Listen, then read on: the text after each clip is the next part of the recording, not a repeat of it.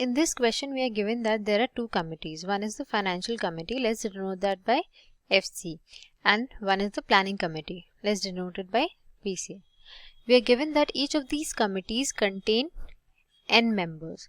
So keep in mind that each of them will have n members. So the number of members in financial committee is n and number of members in planning committee is n.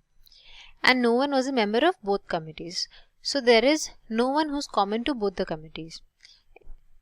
So let's make a table first. Let's write down all the information that we have.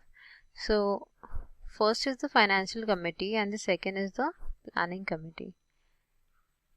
So in the beginning of the year we have the number of members in the financial committee to be n and in planning committee to be n. So this is the total would be 2n.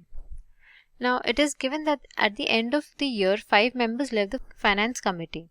So at the end of the year we have the number of members in the finance committee to be n minus 5 and 3 members left the planning committee. So the number of members left in the planning committee will be n minus 3, and if we add this up we get 2n minus 8.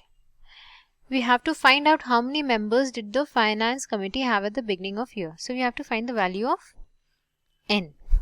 So this is all the information that we can gather from the question. So we move on to step 2. Now in step 2 we analyze the statement 1 first.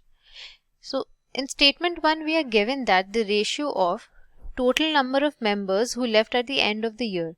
Now from the question we can see that the total number of members who left at the end of the year is 5 plus 3. So the ratio, numerator in the ratio is 5 plus 3 to the total number of members at the beginning of the year. And from the table we can see that the total number of members at the beginning of year will be 2n. This ratio is equal to 1 by 6. So we have 8 by 2n is equal to 1 by 6. Now this can be easily solved. So we can say that the statement 1 is sufficient. And from the given options, we can eliminate option B, C and E. So we now check the sufficiency of statement 2.